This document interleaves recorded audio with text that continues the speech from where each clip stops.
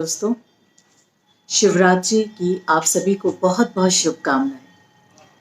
दोस्तों, शिव की महिमा, शिव की गाथा, शिव की बहुत सारी कहानियाँ आप सभी जानते ही होंगे और मैंने भी कई बार अपने वीडियो में, अपने व्लॉग्स में उनके बारे में बातें करी हैं।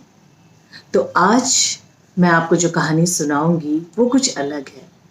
मैंने खुद वो कहानी सुनी और मुझे अच्छा लगा। बड़ी ही इमोशनल कहानी है, बहुत बड़ा मैसेज देती है ये कहानी और मुझे लगा कि ये कहानी मुझे अपने व्लॉग के द्वारा ज़्यादा से ज़्यादा दर्शकों तक पहुंचानी चाहिए। तो शुरू करें। दोस्तों, एक पिता और पुत्र बहुत ही छोटा, यानी कि मुश्किल से 4 साल का, अपने पिता के साथ रेल की यात्रा कर रहा है। शायद उसने अपनी ज़िंदगी में रेल दूसरी बार देखी है, लेकिन उसका जो उतावलापन है, उसका जो एक एक्साइटमेंट है, जो खुशी है, वो कुछ ऐसी है कि जैसे हमने ज़िंदगी में वो पा लिया हो जिसकी हम उम्मीद रखते थे, जिसके लिए हम इंतज़ार करते थे, या जो हमारे लिए बिल्कुल हमारी सोच से भी बाहर था। ये जर्नी जो शुरू होती है दोस्तों, वो एक डेस्टिनेशन से दूसरी डेस्टिनेशन की होती है और इसमें जो रेल है, जो ट्रेन है, वो कहीं भी नहीं रुक रही है रास्ते में। तो सारे के सारे जो लोग बैठे हैं बर्थ में, वो जहाँ से चढ़े हैं, अब वो सीधे जाके वहीं रुकेंगे जहाँ की लास्ट में ट्रेन रुकेगी। बच्चा अपने पिता के गोद में बैठता है और खिड़की की सीट पर पिता उसको लेके बैठते हैं और जैसे ही ट्रेन चलनी शुरू होती है, बच्चा बिल्कुल और ज़्यादा उत्साहित हो जाता है।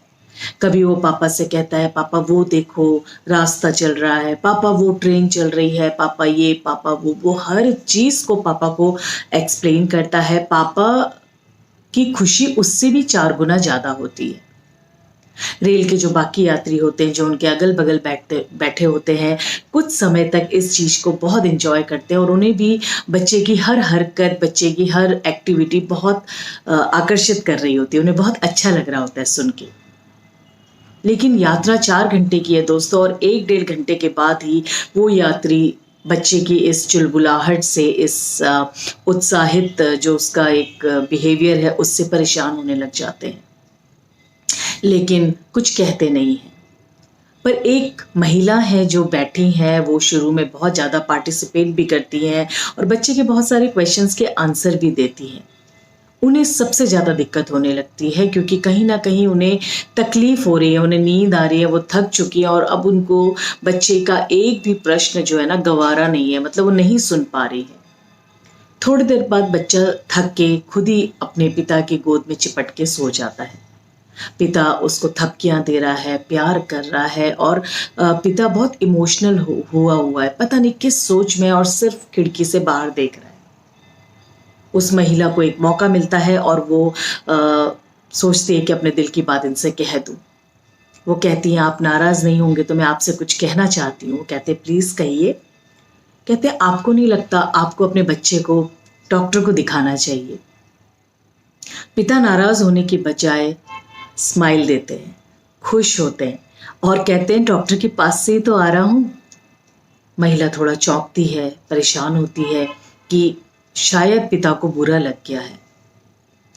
तो वो उनकी इस जो उनका कंफ्यूजन है उनको दूर करते हैं पिता और कहते हैं नहीं नहीं, आप मैं मुझे आपकी बात का बिल्कुल बुरा नहीं लगा है, मैं सच बता रहा हूँ, मैं आज ही अपने बेटे को डॉक्टर के पास से ही वापस लेके आया हूँ। हम हर शनिवार को जाते हैं और आते हैं, लेकिन पहली बार आज मैं ट्रेन से उसे वापस लेके आया हूँ क्योंकि अभी तक हम लोग बस से सफ़र किया करते थे। महिला थोड़ा सा घबराई, थोड़ा सा परेशान हुई और उसने पूछा कि ऐसा क्या है कि आप हर शनिवार अपने बच्चे को लेके डॉक्टर के पास जाते हैं? उन्होंने कहा, पिता ने कहा, कोई बात नहीं, वो छोड़िए कि मेरे बच्चे को क्या प्रॉब्लम है। मेरा बच्चा अब किस स्थिति में है ये बताने के लिए मैं उत्सुक हूँ, क्या आप जानना चाहेंगी? महिला ने कहा, हाँ मैं बिल्कुल जानना चाहूँगी। तो उन्होंने बताया, पिता ने बताया कि आज ही मेरे बच्चे की आंखें वापस आई है।